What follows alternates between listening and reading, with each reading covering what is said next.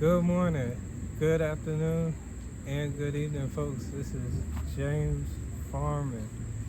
It is day 101, 101 of farming and gardening and harvesting, as y'all can see. Now, I got a special cameraman. He's gonna be following me, and we're going to see what's been doing good, what's been here and there. Looks like nothing much. I planted something in there. I did plant two things in these two spots over here.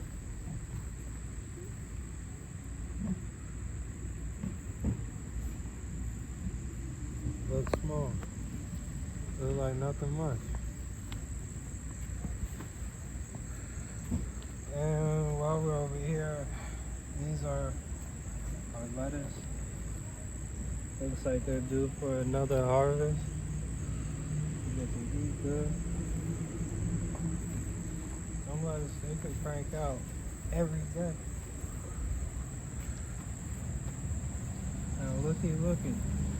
We got a small plant in there. I'll put some worm castings up in there. Matter of fact, I'll put worm castings in all of them because on day 100, that was yesterday, I took out the worm farm. Y'all got to see that. And I put the worm castings in my pots because if anything go bad, I don't want to kill my mom's plants, you know. So I think I planted something over there. I think. But we're going to see what that becomes. Here's some more lettuce that we can harvest. Oh yeah, eating good. That lettuce started real quick. Because there's nothing much in there. Now this is a long story. Matter of fact, for y'all, y'all remember, if y'all been watching me on the journey, y'all go back some days.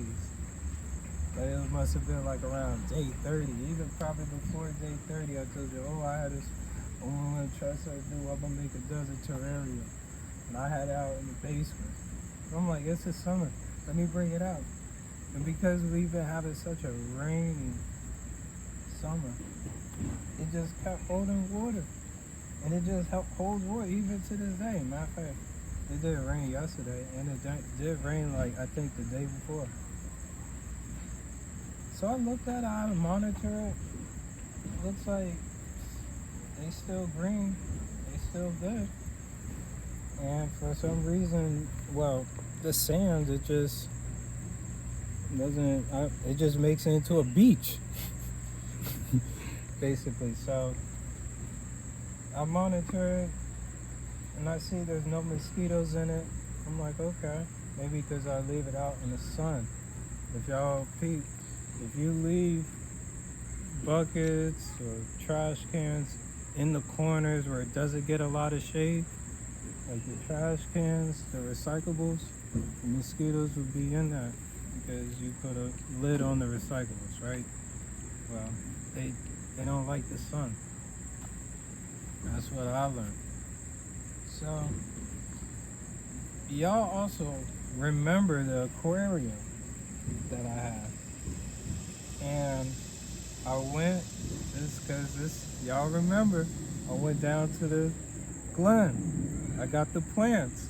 And guess what was a part of those plants? Those snails. They were small. And they were swimming with the fishes. Well, not exactly swimming, but you get what I mean. They all up in the tank. Y'all remember me even recording that. So now I got the idea. I'm like, let me bring the snails in here. And we're about to take a look. We got one right here. We got another one right there. And because they're fresh water and it's just from just rainwater. They've been doing good, and I've been transferring the dead plants and the dying plants in here. So we're going to see how long they're going to stay. But this is like over 2 months right here. And look what it turned into. All right. We're going.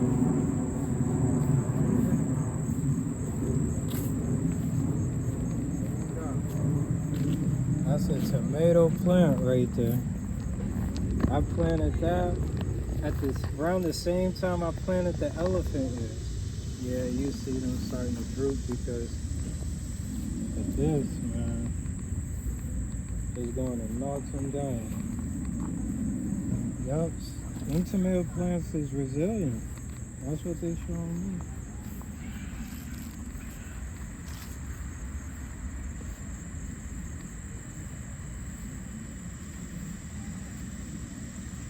What we got over here is some elephant ears. They're competing with these elephant ear hybrids. And then what's trying to tower above elephant? Tomato plant, oh yeah. Now, look how big it got. We're trying to look for some flowers. Hopefully it'll make some flowers this month. Hopefully your finger ain't blocking the camera. But yeah, the thing about the elephant ears is they don't survive all that long because they need very hot weather. A lot of hot sun. Like it gotta be like almost like where elephants are really from.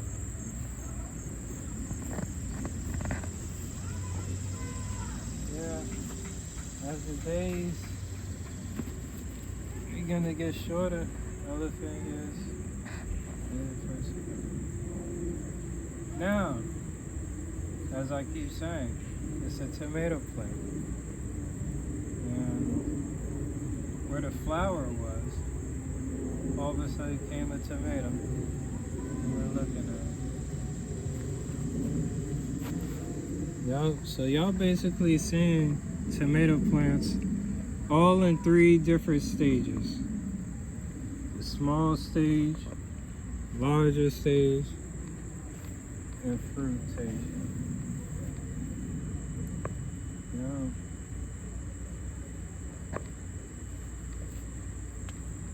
I'm gonna give it some more days, let that tomato get bigger. And that's about it. It is day 101. Yeah, what do you know? Ironically, you get to see me one-on-one. Cameraman, give me 3 questions you believe the viewers would love to ask me about farming and gardening. How often should you water your plants? You should water them every day, and that is as frequently as possible. Because when you overwater them, you kill them also. So water them every day. What would be some of the benefits of growing your own garden? It gives you a sense of responsibility. It gives you a sense of timing. Because most likely you're not doing no gardening at night. But during the day when the sun is up and you prioritize and you actually care about your gardening, it gives you a sense of timing and priority with your time if you ever don't have anything to do, honestly. And yeah, that's overall gardening. Yep. So how you get into it? Like, what was your first experience with gardening? Well, really having nothing to do and wanting to make money. And there's some money to be made in gardening. There's money to be made in farming. There's money to be made in landscaping. And I don't want folks to get worried about the robot and the AI. There's still something for us to do, and we can get to it, and it caters directly to us, unlike the AI. They can't consume the fruits and the vegetables, but we can. So it's our responsibility, honestly, as human beings, to be independent. And I did put in farming, to be financially independent. So it's a good way of starting to think about yourself and your time and your property. Good rap right there, bro. All right, so that's him.